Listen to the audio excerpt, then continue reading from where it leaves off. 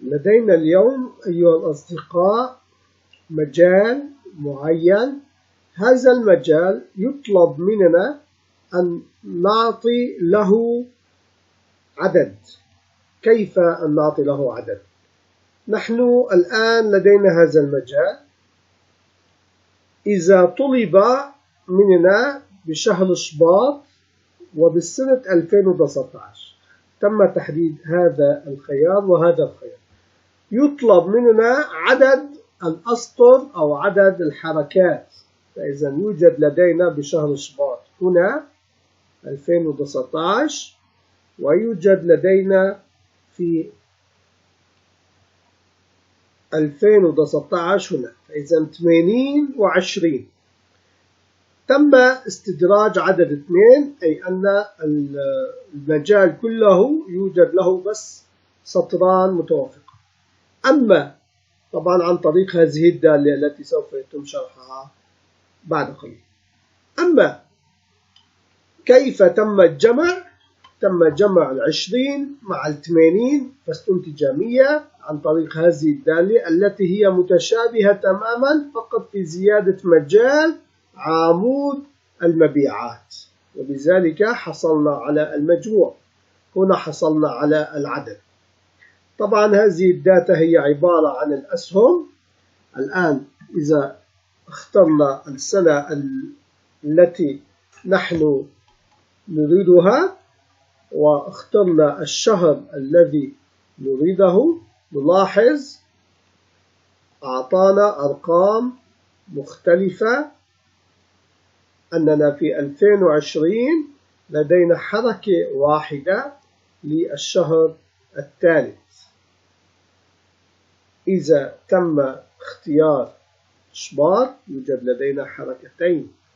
إذا تم تغيير هذا الرقم إلى رقم 3 نلاحظ أن هنا تأثرت العلاقات، وإذا عدنا وطلبنا آزاد نلاحظ تأثرت العلاقات. فإذا علاقة الأسهم هي عبارة عن قائمة موجودة تم أخذ بياناتها من العمود، والقائمة هنا تم أخذ بياناتها من هذا المجال. أما الدالة الموجودة هنا، لنأخذ أصغر دالة موجودة وهي دالة التكست. التكست تقول لنا أن المجال من أي 2 لأي 12 نريده بتنسيق الشهر كنص والسنة. فإذا في هذه الحالة تم توافق بعد ما تم اختياره وما هو موجود في هذا الجدول.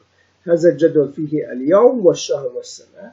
أما هنا المستخدم يريد أن يعرف السنة الفلانية في الشهر الفلاني، وبذلك دالة التكست تم تحويل ما هو موجود من أي 2 إلى أي 12 على أساس التنسيق 3M مع 4D. لماذا؟ لكي نستطيع أن نقول إذا ساوت E2 مع D2 E2 مع D2 إذا تساوت نكمل البرمجة لاحقا. فإذا كيف سوف تتساوى اليوم والشهر والسنة مع خيار الشهر والسنة؟ عن طريق هذه الدالة التي تقول حول لي المجال كله عن طريق دالة تكست وعن طريق تنسيق الشهر كنص والسنة كأربع خانات. بعد حصولنا على ما نطلبه نلاحظ F9 تعطينا النتيجة التي نطلبها. هذه هي النتيجة. فإذا ما تم تسجيله بالتكست تم حصول عليه. أما الباقي هو يساوي E2 مع D2. طيب ما هو الموجود بE2 وD2؟ نلاحظ F9 ماذا تعرض؟ تعرض آذار 2020. برمجيا سوف يستطيع أن يأخذ هذه الخانة وهذه الخانة. ماذا نستفيد من هذه البرمجة؟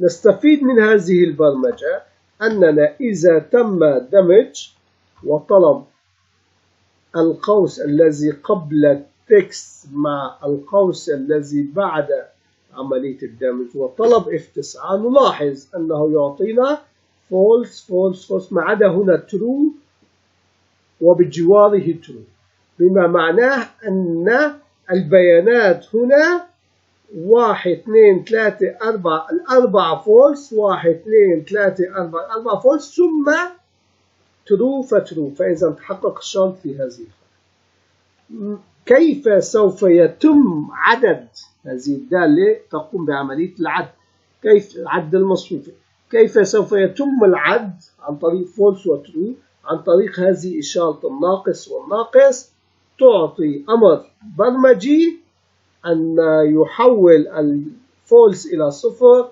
والترو إلى 1. لنلاحظ فإذا تم التحويل، وبذلك جمع المصفوفة تعطينا عدد 1 زائد 1 تعطينا رقم 2.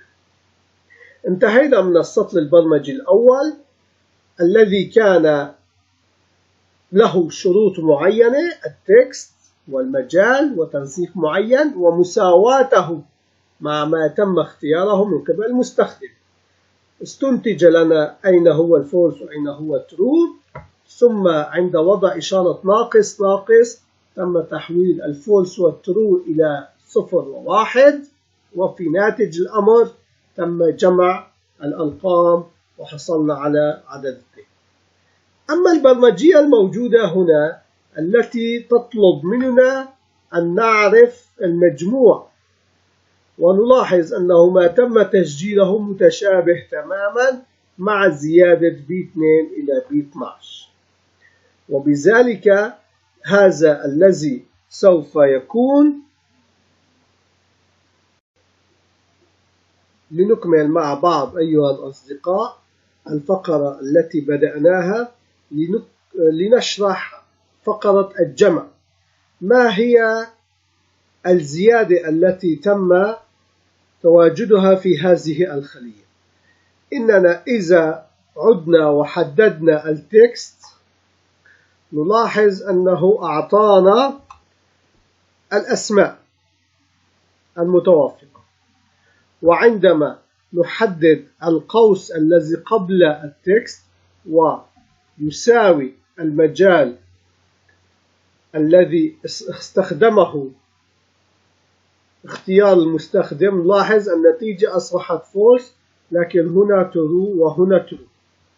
وإذا تم دمج الناقص ناقص مع